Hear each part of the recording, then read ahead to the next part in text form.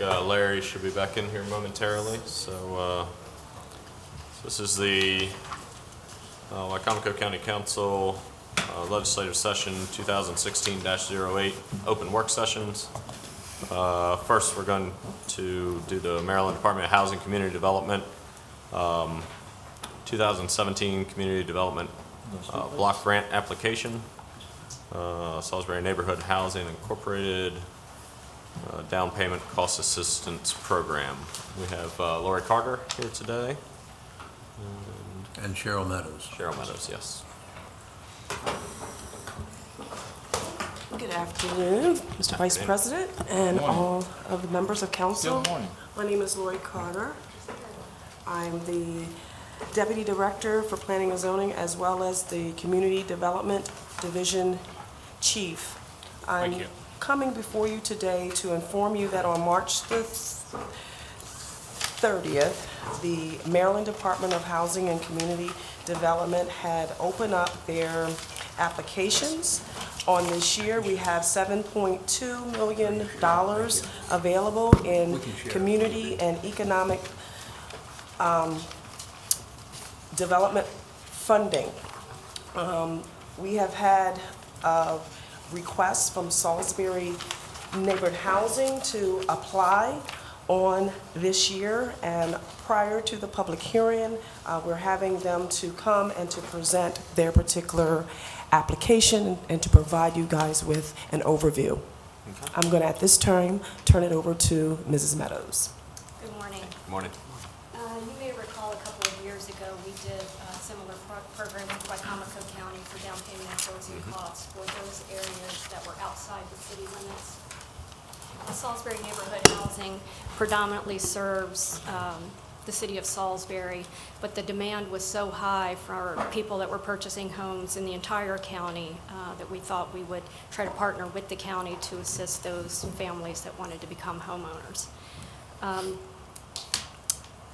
The spreadsheet that I have attached for you is number 3, were the homes that we did during that 2016 round.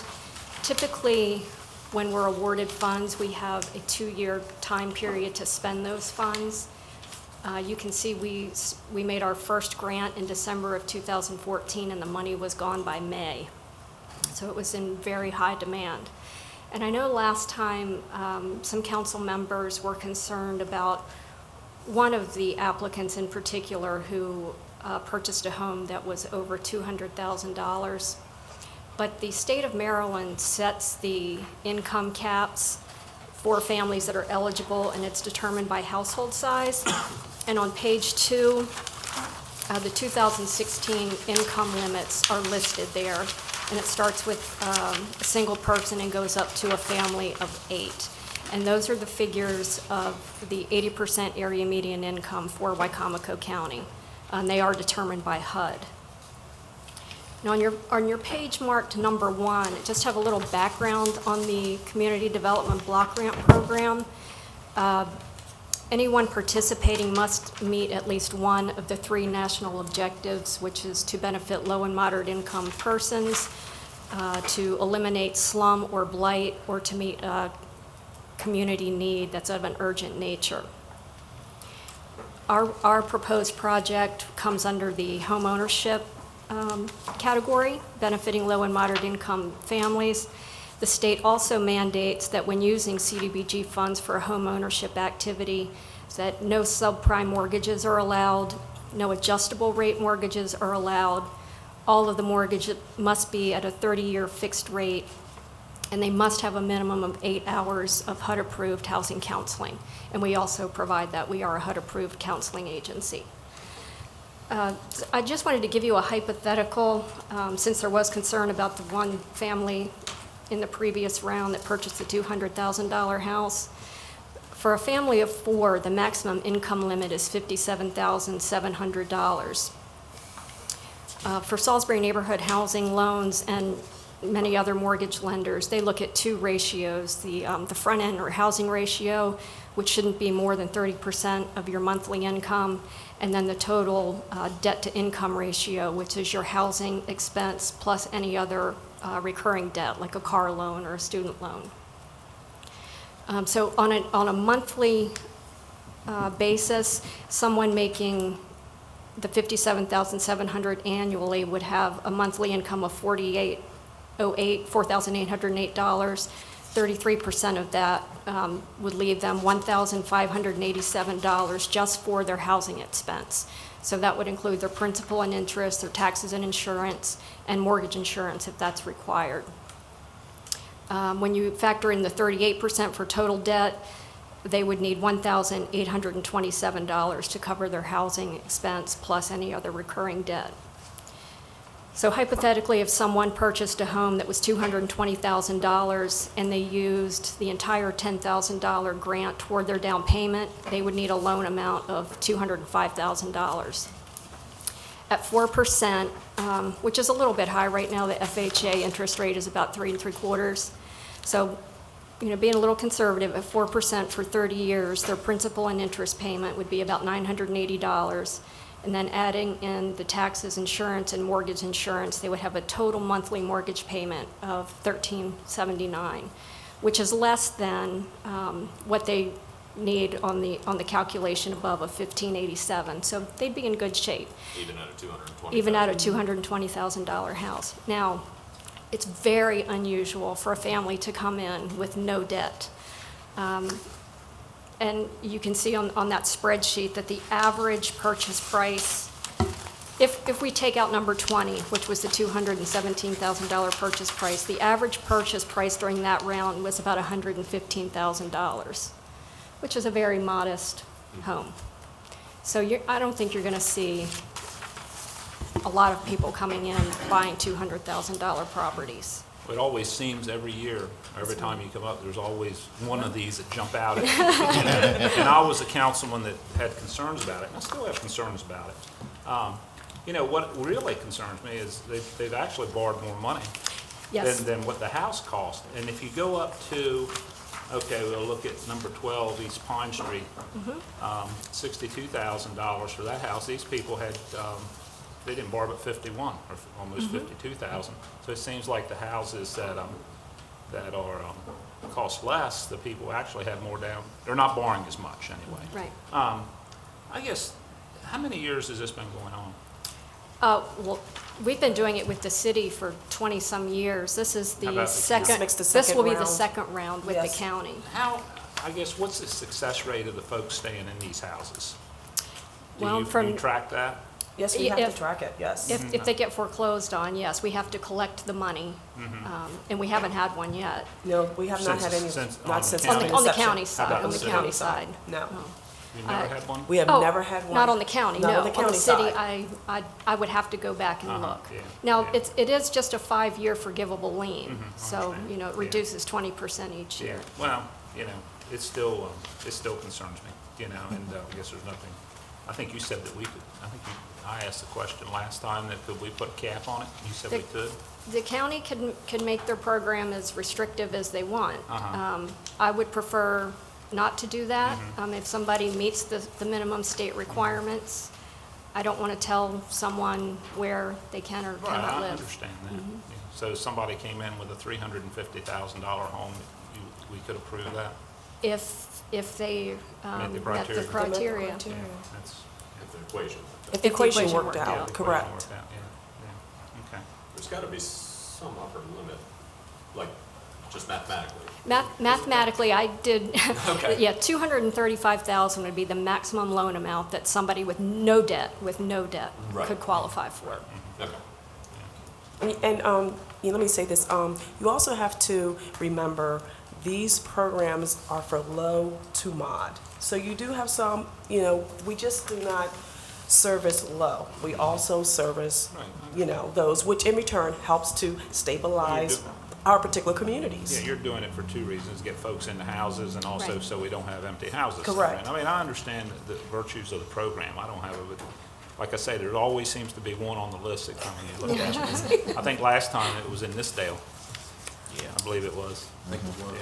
Yeah, and, those kind of jump out at you and you're saying, wait a minute, Cheryl, is there a time limit?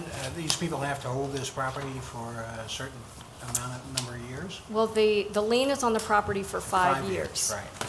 But if But they- after that, If they repay it, then they would have to pay the full amount, or would it be prorated? it's prorated 20% a year. Now, we have had occasion, not specifically with the block grant program, but with the foreclosure program we did with the county that also provided down payment and closing cost assistance. We've had people sell within that 5 years that they did have to pay it back. In that case, we returned the money to the county, and we reused the money for the same Reinvest. activity, yes. And in this program, the people find their houses and then they come to you and figure out, I mean, so it's, you know, it's purely kind of from the bottom up. They figure out where they want to live, then they come to you, see if they qualify, all that kind of stuff, so, okay. Yep. A regular transaction, just a regular housing transaction. Anybody else have any comments or questions? Thank goodness they're not lending money for chicken farms. I wanted to also say that the actual program, it does meet in regards to our, in regards to the county comprehensive plan. Cheryl and them have done a successful job. I was at the state in March. The track record is exemplified. I mean, they basically have done an excellent job. And to spend the funds within the grant period, extending it like 1 year is unbelievable. So it just shows there is a need. Spent within 5 months? 5 She's made 11, months. yeah, exactly. I know we have a national model here that the rest of the country is using, and we certainly can be proud of what you've done for us. Thank you very much. Oh, thank you, thank you. And I just wanted to add before we leave, she's not here today, but the Maryland Food Bank had came to us. We had the state was here in February, and we made a visit to that particular office, and Nancy Smith, the senior director of that particular program, has expressed an interest as well to apply. They're looking to apply for at least $200,000. They would like to utilize those particular funds to do some much-needed renovations. Cheryl, So- I'm Go sorry. ahead. I guess in this, looking at this, I'm going to play devil's advocate here. Isn't there some, you know, when I look at this $217,000 purchase price, and they borrowed $221,000. Now, the $10,000, does that come off the 221, or is that, In this We're- case, this was a VA loan, so there was no mortgage insurance on this loan. They included their closing costs into the purchase price, so their closing costs actually exceeded the Boosted, yeah. $10,000. So what was the balance of what they needed for closing costs, they financed in their first mortgage loan. okay, how about the number 18? They paid $3,000 more than the cost of the house. Probably the same situation, they financed some of their closing costs. Well, you know, I thought that the lenders were trying to get away from people being almost upside down by the time they got in.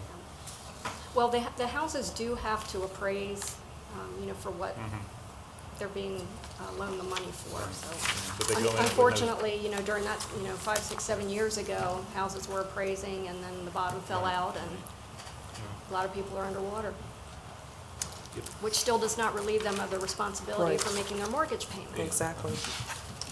Okay. Okay, so from here, Will this we be will scheduling a public hearing Okay, soon? Great. To get that done? Okay. Okay. Appreciate Thank it. you very much. Thank you. Take care. Thank you, Cheryl and Lori. Thank you.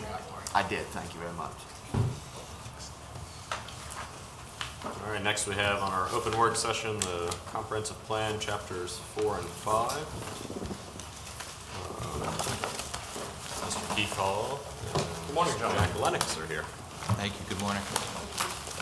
Thank you, Keith. Before we go into chapter 4 and 5, I'd like to just do a little recap of where we left off, I believe, at our last meeting. We went over the introduction of the plan, we went over the development goals and objectives, which is chapter 2, as well as looked a little bit at the community profile, which was chapter 3. During that meeting, some questions came up regarding some census data that's contained in Chapter 3 of the community profile that, if you'll allow me, I'd like to go ahead and address and provide some clarification. That'd be great. Because it is very important when you're starting to look at this information to understand what its applicable uses are, but more importantly, when is it not really applicable or germane to a discussion. One of the things that came up first was looking at Table 3.6, which is on page 3-4, housing tenure and vacancy characteristics. When you're looking at the table, especially vacant housing units, Wycomico County's percentage was 12%. At that time, council members expressed some concern that that number did appear kind of high based on some other resources we have out there, one of them being the Salisbury-Wycomico Economic Development's monthly newsletter. Based on those concerns, staff went back and did a little more research and found out how the Census Bureau defines vacant housing. Unlike what SWED is reporting, SWED, when they're looking at their monthly report, they're giving you countywide information about houses for sale. Activity. The activity that's going on, so how many houses sold, how many houses are for sale, but they don't really get into the other component of that, occupancy, nor do they look at rentals. So when you're looking at the Census Bureau information on Table 3.6, vacant houses include houses that have been sold that are not occupied, houses that are rented that are not occupied, as well as for sale homes. It's a much broader classification. Lo and behold, once we did the analysis, it looks like, and we took out the rented, non-occupied, as well as the sold, not occupied from the census data, the vacancy rate was about 9%, which is consistent with SWED's report. In addition, I looked at the homes that were for sale only within the census data. It was approximately 630 homes, which is somewhat, given that this was a period in time in 2014, which was somewhat consistent again with SWED's reports. Yes. So I wanted to make sure that we understood that by having this clarification, we can understand the differences in numbers and also how they're being used. One, trends, looking at it for sale and what's sold. The other is more looking at occupancy and tenure. Another question that came up at that meeting was in regards to Table 314, industry employing county residents. Specifically, how can we only have 693 employees in the agricultural, forestry, fisheries, and mining industry? Very good question. What page you on? I'm on page 3-9. Going back into the census black box of definitions and methodology they use to collect this data and report out to it, it came to my attention that some people that are in the agricultural industry may not actually be included within that sector. They could be included in a variety of different sectors on this page and in this table. For example, the administration and the management, and I'm going to use Purdue as an example, they would not be contained in that category I mentioned. They're going to be contained in the professional, scientific, management, administrative, and waste management. The same with the research facilities at Purdue. The processing of the broilers for production to go out to delivery to the market, the people that are employed in that aspect of agriculture, and I'm just using poultry as an example, would be more in the manufacturing industry. Keith, don't you think that doesn't tell the true story? No, I think it does, but again, I caution us how we use the data. The true story that it tells me is that I will only use this information to look at trend analysis of how industries are performing over a certain period of time. I won't get into the actual specifics of, is their methodology correct? I think you could make a very good argument about that. Agriculture is our number one industry. It shows to be the least amount of people. Right.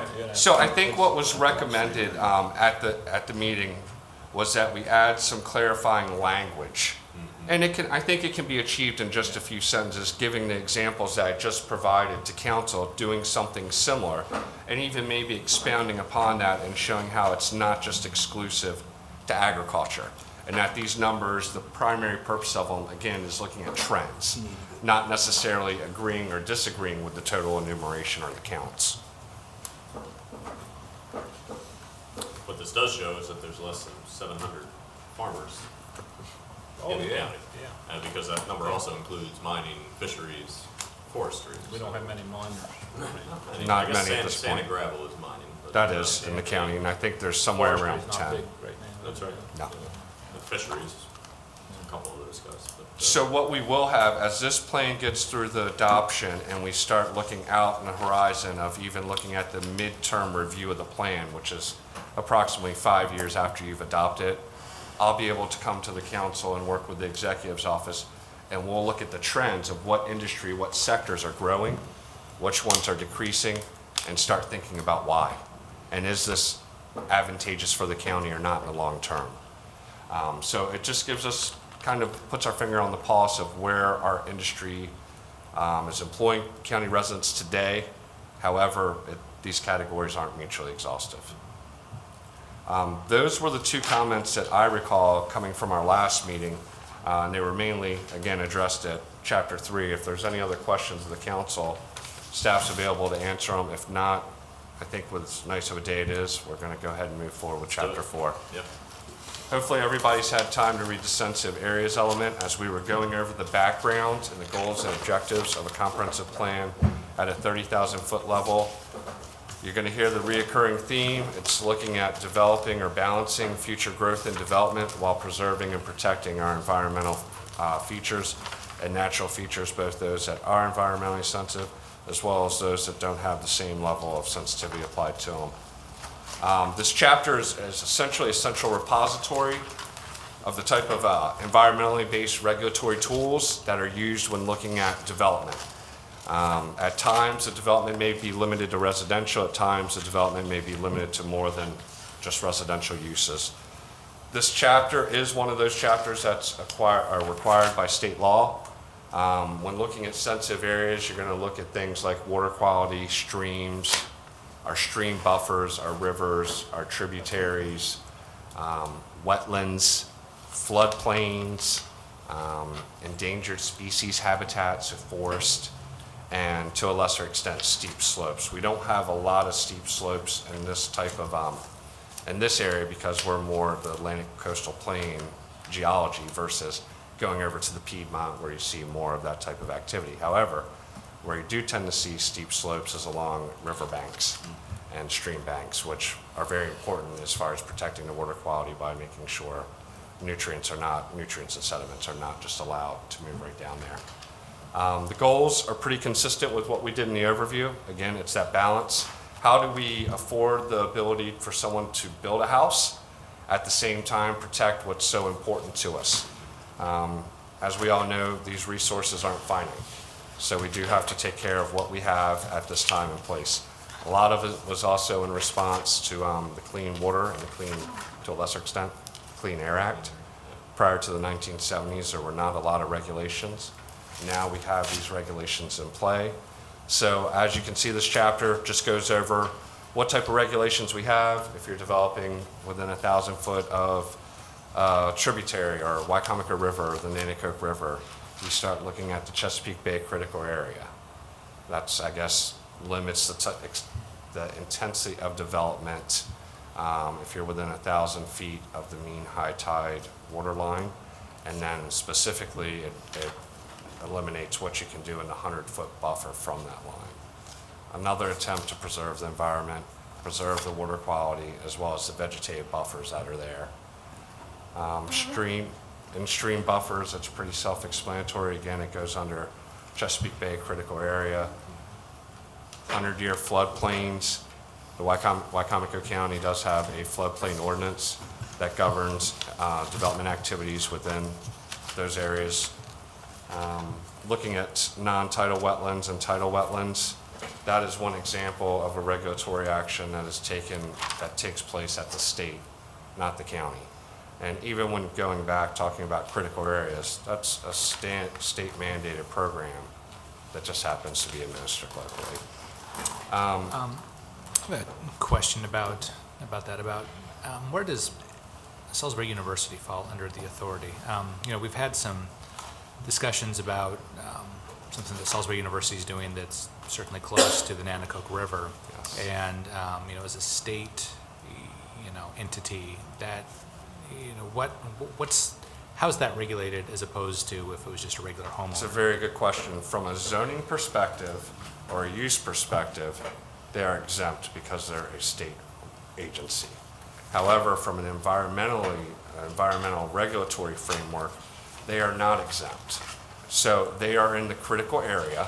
They're within that 1,000-foot buffer of the mean high tide.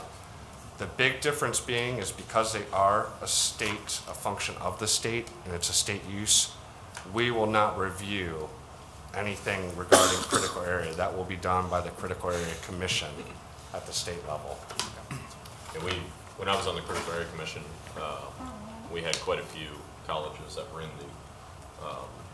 the sensitive areas in the critical areas, so they would have to come before us, make the presentation, and we decide whether the project can go forward. But that's the only instance in where there's any impact on these state colleges. Otherwise, they're Salisbury University, where it's located right now, exempt from stormwater management.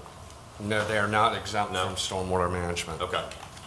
It's my understanding, and Jack, correct me if I'm wrong, as it applies in my world of land use, zoning, and development, they are exempt from zoning. However, I think all other regulatory requirements have to be adhered to. That's correct. In a comparable example of critical areas, forest conservation. All the activity at SU over the last few years, we have not reviewed any forest conservation plans. They've done that entirely through DNR, Okay. similar to the critical area. As well as stormwater management. Sure, they have, Too. exactly. We don't, Mr. Redden doesn't see their stormwater plans. And building permits as well. Just curiously, the development at Seagull Square was very unusual, though. We reviewed the first floor, And that was it? and they reviewed the upper floors. I guess that's because it was split. the Yes. ownership with the state and. Sure, and I'll come full circle back to Mr. Comer's question. It's not state-owned that's exempt from zoning, it's state use that's exempt from zoning. Interesting. So, for yeah. example, the community foundation or the SU Foundation could own And then rent a piece of property. Yes. However, if the use is by the university, Yeah. then they would be exempt from zoning. However, forest conservation, stormwater management, and critical area compliance would happen at a state review level outside of our local purview. Gentlemen, if you want, we can go through each sensitive area by topic and the regulation that applies to it, or we can just go ahead and answer any questions you may have. This chapter is not proposing any new regulatory planning tools. And you're also, it's important to note, as you're looking at this chapter, you're beginning to see connections. These connections we talked about with other chapters, and why it's important when you look at this work, you treat it as a body as a whole, because if you just go to the chapter that's really important to you, you're probably missing some connections that are in other chapters. So when you're looking at sensitive areas, one of the first things I mentioned was water quality. Well, you don't really see a lot from a water quality analytical aspect here. That's when you transition over to the water resources element. You see a mention about agriculture and the preservation of agricultural land. You won't see anything more than a reference in this chapter going over to the agriculture chapter, which is chapter 6. We've got two questions, page 4.2 and 4.3.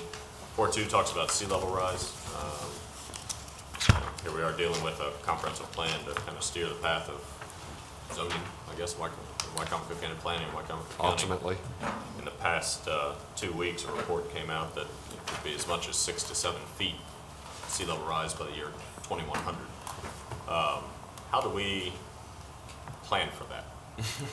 I mean, that's a very good question. More planning is needed to get a better understanding of what these impacts potentially may be. We know we have critical areas that helps us stay, 100 feet out. We know we have a floodplain ordinance, which, while it doesn't prohibit development in the floodplain, it discourages it. Sign a waiver. Well, I think as we're going forward out in the planning, when you look at the implementation strategies to the back of this chapter, you will see there's a recommendation that we try to identify funding opportunities to do a sea level rise study. In addition, the county's just finished doing its hazard mitigation plan. So as this plan is working in unison or in concert with that plan, any land use recommendations that are contained in the hazard mitigation plan will be carried forth here. However, it is something we're still working on, and it's not only a matter of what sea level rise is going to be 10, 20, 30 years from now. We have to look at storm inundation under our existing conditions. We do have rural villages along the Wycomico and Nanticoke River that, with a good storm surge, are experiencing a high level of inundation. It's not just important from a land use perspective of making sure that we're limiting those types of, we're decreasing those types of challenges, but it's also important that we know how to move people away from those impacted areas as these events occur. Keith? I've got one more, and it's agricultural land preservation, and it might be more pertinent to discuss it in the ag section, but can we talk about the path to recertification? Yes, I'm going to give you the 30,000-foot approach. Sure. We went over some planning law last time. You'll hear me mention House Bill 2, adopted in 2006. House Bill 2, adopted by the General Assembly, requires, as a function of certification for a county program, that a county must adopt a priority preservation area element.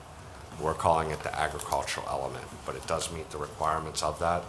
That will be presented at a future meeting for the council to review and to help guide staff with what it will ultimately be. That's one of the key Hurdles? obstacles at this point. Yeah. Okay. And again, that's going to be a pretty in-depth discussion as we go down that road with council. Great. I Sorry. apologize Go for ahead. jumping No, no, back no. because we were on that subject of title, so I don't want to bounce around. But anyway, does the county have any type of legislation? I know we're not like Somerset County as bad as flooding, but if people build in the tidal area or any place that has tidal, is there any legislation for the courses other than the standard 3-level or 3-block courses? Like maybe 5, 6 courses high? The county recently adopted, as you know, the council did, the requirements, and they were increased in a number of areas and marginally decreased in some others.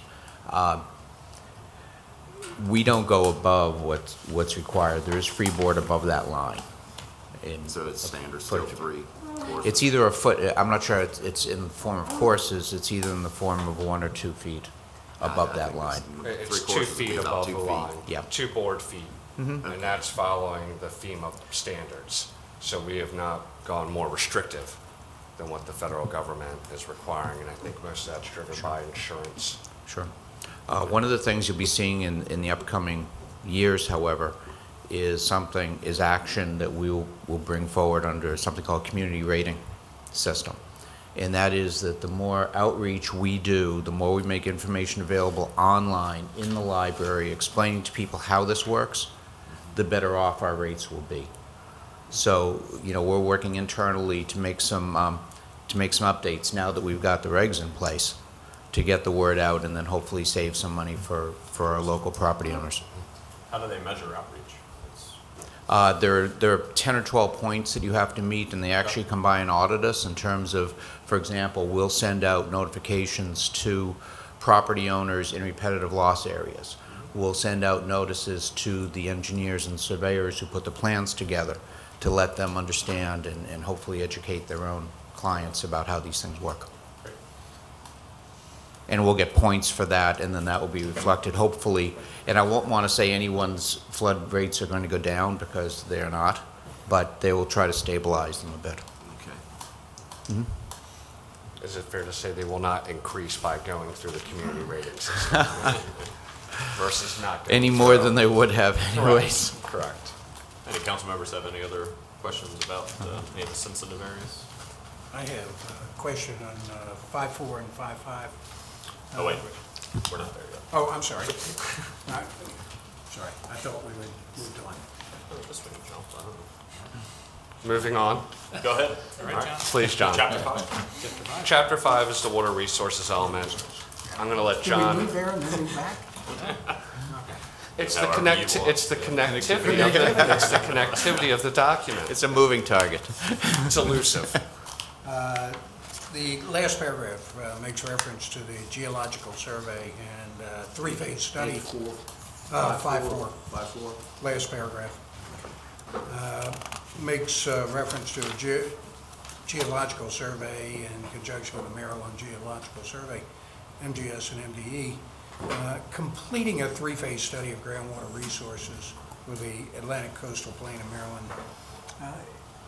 Since this was done quite a while ago, how far along are they? Is this going to be addressed at the end of the chapter also?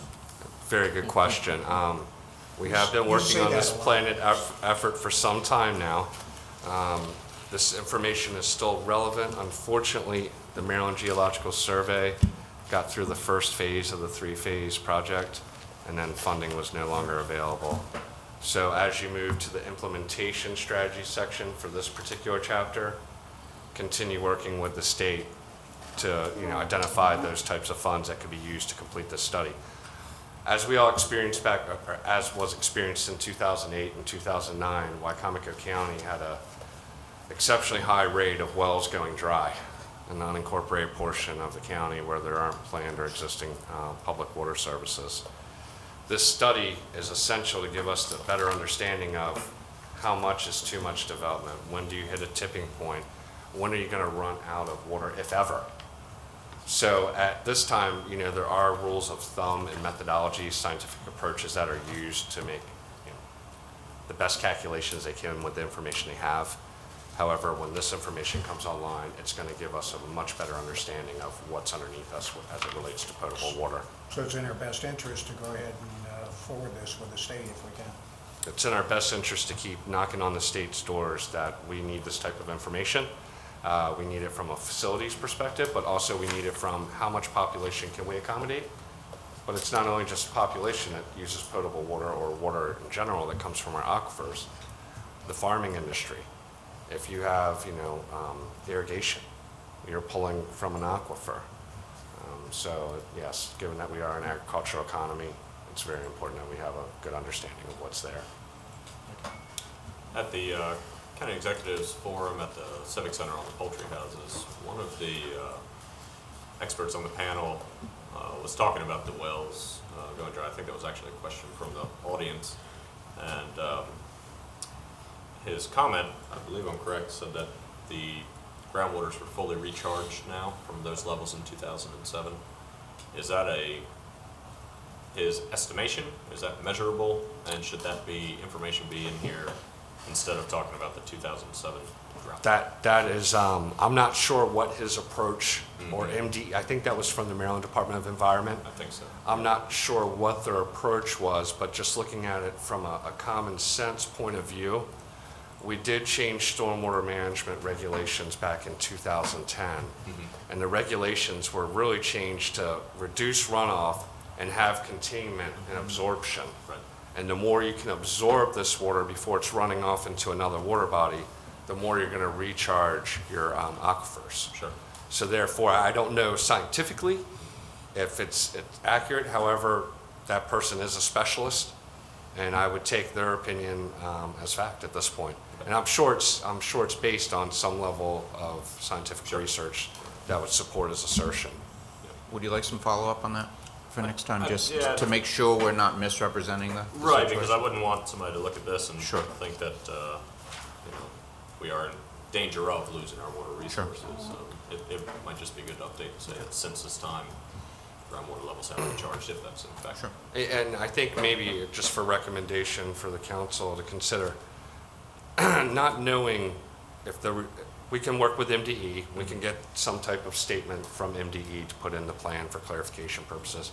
I also think it has some merit about the stormwater management regulations and how they've changed. Sure. And that's, complementary to making sure our aquifers are recharged.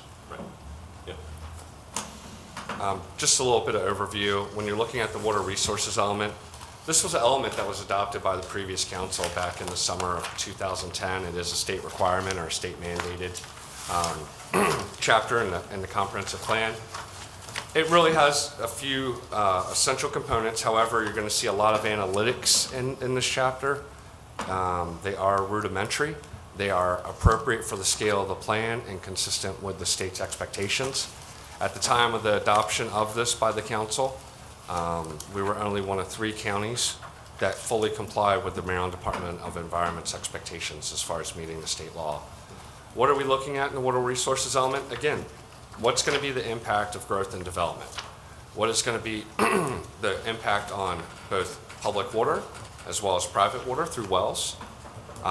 In addition, it kind of has a little bit of a hybrid or a companionship with the water and sewer plan. It looks at nutrient loadings from wastewater treatment plants and other non-point source pollutants or polluters. Essentially what you got is a repository, again, of a lot of information contained in a lot of different plans. That's what, as we've all struggled when we're looking over these planning documents, questions are asked and you often get the response, well, this isn't that plan.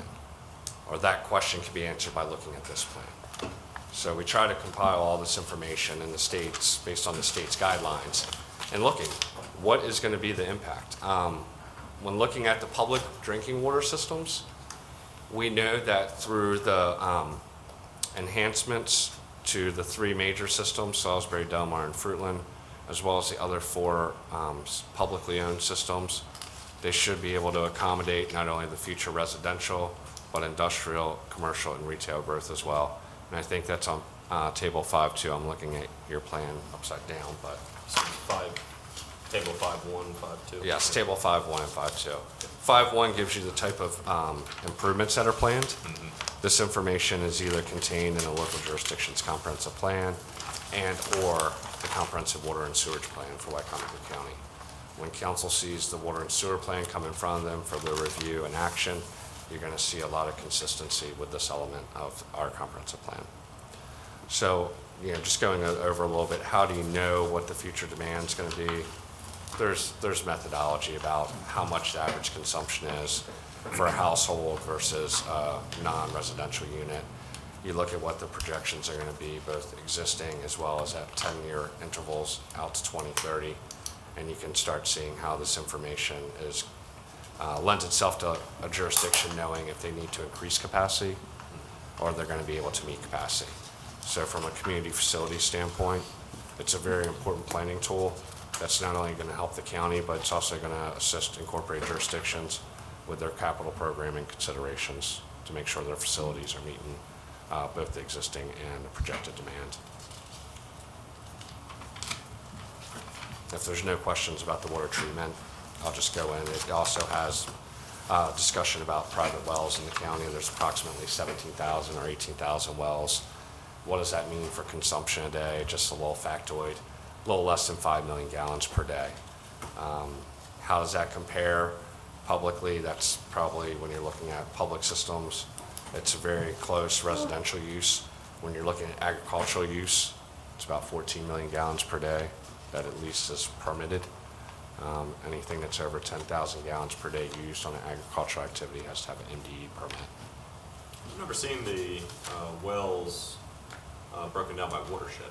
Typically, you talk about the aquifers that you're pulling from with the wells, but this actually breaks down to the watershed. That's the design of the chapter that came from the state. They wanted it looked at by MDE, what's known as 8-digit watershed, Okay. more so than just by the aquifer. It was an interesting approach. Yeah. It was slightly different language than we were used to and direction than we were used to. However, that can easily be translated back to aquifers. And it's important to note, speaking of aquifers as being our potable source of water, it's not just talking about the Paleo Channel. The Paleo Channel is one small piece where the Salisbury and the Minokan Aquifer combine. Why you hear more about the Paleo is because the Paleo is an unconfined aquifer, meaning that the other aquifers that are below the Paleo Channel or that portion of the Salisbury and Minokan have barriers that would filter potentially any toxic or harmful contaminants. It doesn't mean that if you took a shovel out to your backyard and dug in 2 feet, that you're going to see an ancient river body called the Paleo Channel running underneath you. There's still some level of absorption of materials that go down and also into that area. So when looking at this, when looking at the water resources, we're looking at all the aquifers, not just one. A little bit discussion about watersheds. going back about what treatment plants, on page 512, what treatment plants are in which watershed and how much demand is being drawn from each. And that's from a municipal system perspective. Then we do the same assessment for wastewater. What's the existing demand? What's going to be the future demand? From a public facility standpoint, are the incorporated jurisdictions going to be able to meet what the projected demand is based off their current capacity? And if not, what type of expansion would need to occur? In addition, you have information about privately owned and operated sewer systems. There are packaged treatment plants spread throughout different portions of the unincorporated portion of Wycomico County. I had no idea it was that many. And this is only the ones that are over 3,000 gallons per day. However, you start looking at a lot of the mobile home parks, they are served by community or packaged treatment plants. And those do occur out in both the designated growth areas and the non-designated growth areas. Those type of treatment plants, are those typically just containment and then it's pumped off, or they actually are a Containment and treatment. treatment on site? Treatment on site, however, not at, given up when these systems came online, Sure. there were different regulatory requirements at the time, so it's not treatment at the level of what Willards or Salisbury or Sharptown might have to meet through a public system. Does anyone monitor these packaged plants? The Maryland Department of Environment does That's monitor right. I them, remember that now. yes. Not only for, it's mainly to make sure discharge levels are, that they are compliant with their permit. Next gets into, again, the environmental component. Looking at nutrients and sediments. Different types or different treatment levels for wastewater treatment plants have different discharge levels of nitrogen and phosphorus. Not to get too geeky, but when you start looking at assimilative capacity and total maximum daily loads, assimilative capacity is how much can a water body, how much impact can a water body, or how much can a water body be impacted by nutrients and sediment before it becomes impaired. And then once a water body does become impaired, that's when they start measuring the total maximum daily loads that are associated with it. So this chapter has a lot of good information about what the existing loads are, no pun intended, of the municipal wastewater treatment plants, as well as projected. It is interesting to point out when looking at the existing nutrient loads versus projected, it is trending in a reduction versus our current scenario, our current situation. And the reason that is because the technology keeps increasing. When you hear about enhanced nutrient reduction for the major wastewater treatment plants, which Salisbury, Delmar, and Fruitland have either completed or are in the process of completed, there's a much greater reduction of nutrient removal from those plants than the previous plants. So we are trending in the right direction to make sure that our water bodies are, kept clean for fishing, recreational enjoyment, and the such. The next is just a non-point source assessment by land use. It just says if you have, it's kind of common sense approach. If you put more people or direct more growth and development in areas that are planned or served, ultimately you're going to have a reduction in nutrients versus if you were to push scattered buckshot, high-intensity development out in unincorporated, and especially unincorporated portions of Wycomico County that would be on existing systems. The science states that existing septic systems, even the best available technology, do not remove nutrients as well as the wastewater treatment plants that are working at a primary or secondary technology level. Which also gives discussion about something that President Cannon had mentioned, and I'm just kind of skipping over some things, but going into some of the implementation strategies. One of the things we'll have to continue to look at as regulations increase, especially as they increase towards private individual septic systems, is how do we get these areas that we know are prone to failing septic systems that might be a result of either a perched water table and not enough drainage time, as well as areas that are too small to accommodate a replacement of a sewage reserve area. How do we make sure there's accommodations for the county if we have to start looking at either working with the cities and towns and expanding urban service districts, or also the county to explore looking at, which they currently do permit, wastewater treatment, package treatment plants or community treatment plants to help these areas overcome not only problems they're experiencing, but also to try to improve the water quality and use that as WIP credits. So again, other connections that you're seeing when you look in the implementation part is recommending funding for the USGS study, looking at evaluating the use of package treatment plants in unincorporated portions of Wycomico County to serve existing development, as well as agricultural activities that may be occurring out in our rural areas.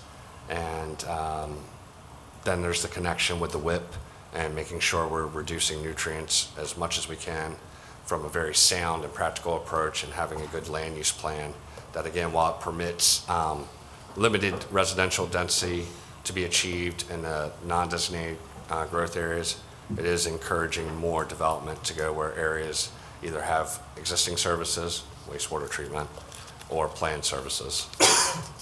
Staff's available to answer any questions council may have. Brings us to the end of chapter 5. Any questions?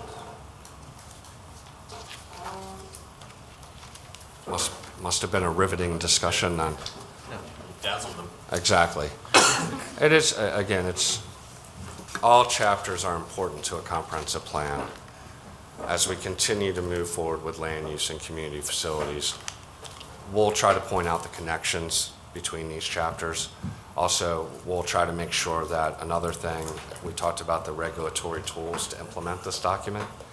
Some of the regulatory tools being the zoning map, the zoning code. Jack mentioned the floodplain ordinance. As we get to implementation strategies that would require some type of action of council, we'll make sure that we highlight them. What you'll see in the implementation strategies for the most part is a lot of ongoing coordination. You're doing a good job. You're complying with state and federal regulations, and any program that we're administering locally, we're working within those constraints. However, we'll definitely make sure that anything that is a change in direction is highlighted to council, and we'll make sure that also any unintended consequence and the pros and cons will be discussed before moving forward and getting your recommendation of whether to proceed with it or not. For the next, if there are no questions, our next homework assignment, I'm going to recommend that we kind of jump around a little bit and that we look at historic and cultural resources, which is chapter 10, as well as the housing chapter, which is 11, housing and community development. And that will be at your first meeting in May, the night meeting. So 10 and 11. Yes. Mr. Kramer, can you send out another reminder like you did this past week? Yes, I will. Great, thank you. Thank you, guys. Thank you. Appreciate it. You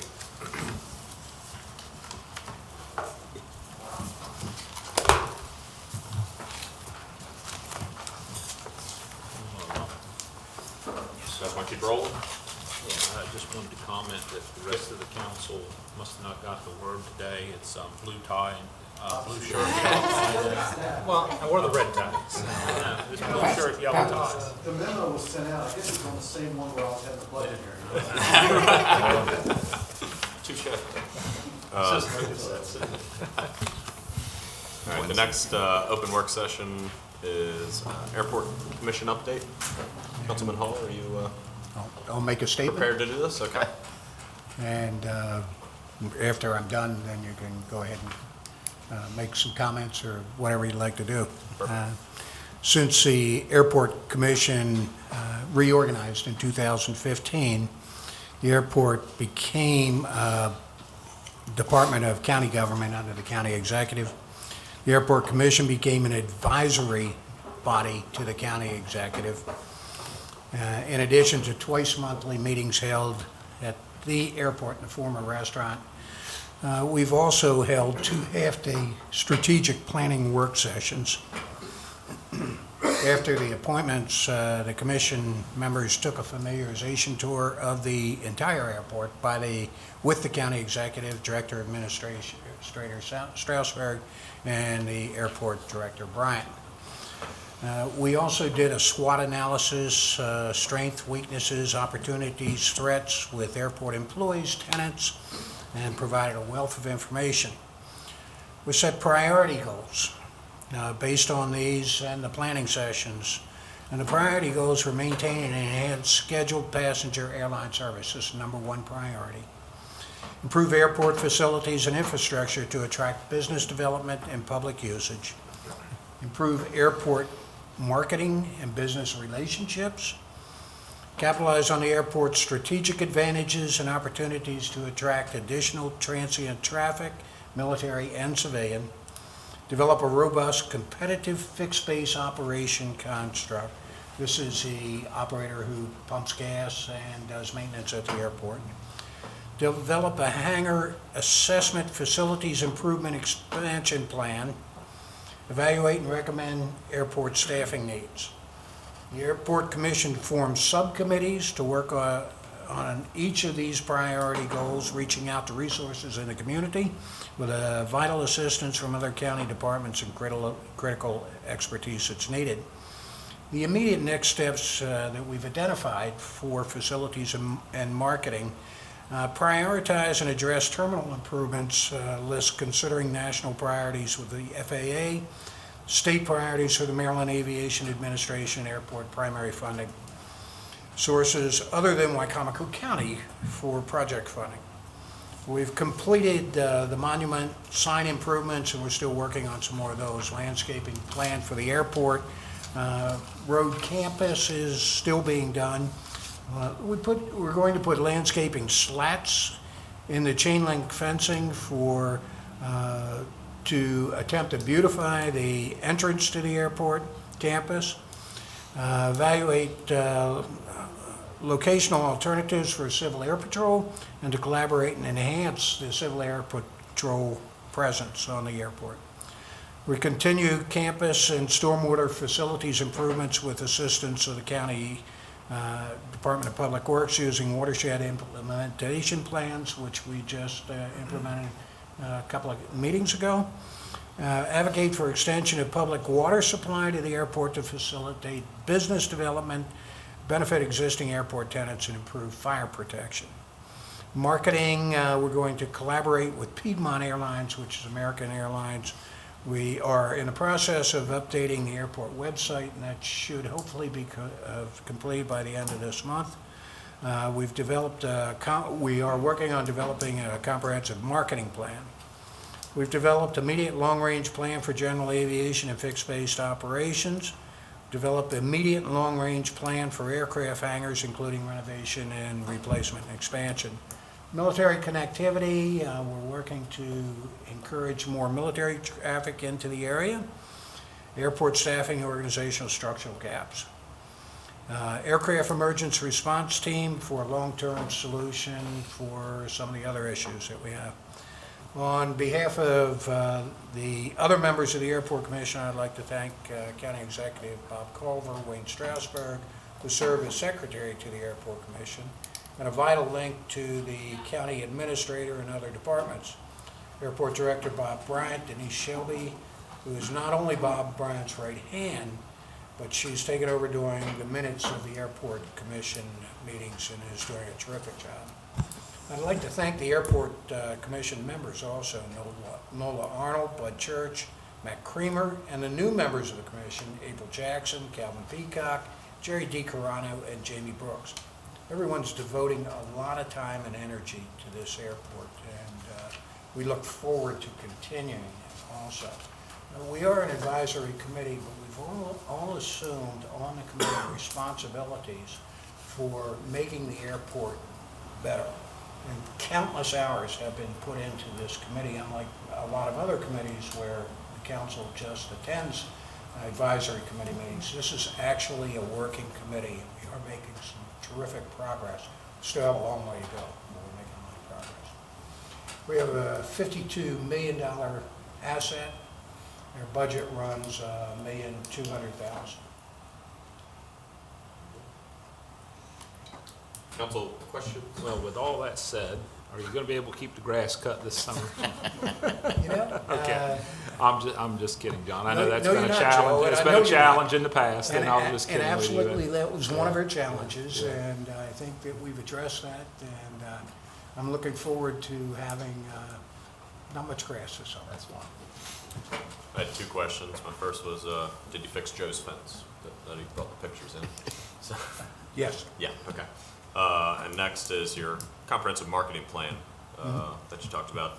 Did you guys outsource that, or are you doing that in-house? You know, it's unfortunate, or it's maybe fortunate, we only have a budget of $1.2 million. Sure. So outsourcing it is not even a consideration Okay. at this time. Okay.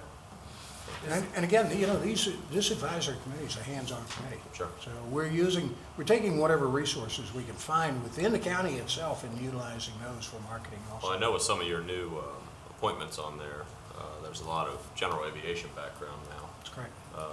And I've always thought that was a good direction for the airport to go. You look at Cambridge Airport and some of the things they're doing up there with the fly-ins and the nice restaurants that they have up there.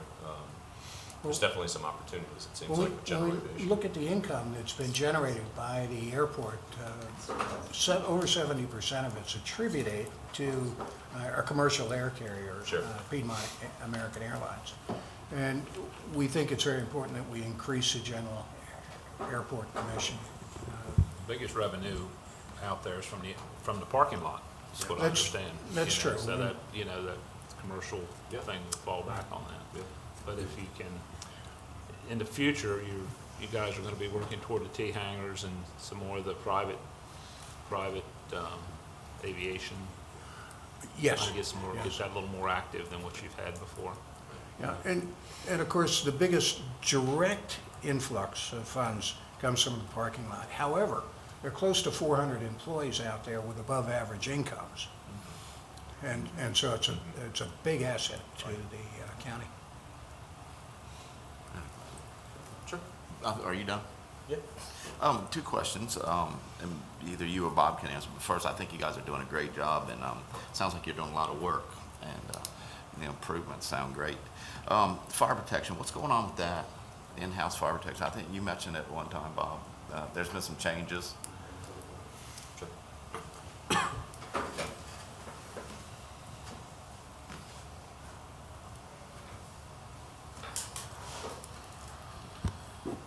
Heretofore, as you know, or maybe you don't know, fire protection at the airport, which falls under FAA requirements, has been handled by Piedmont's mechanics.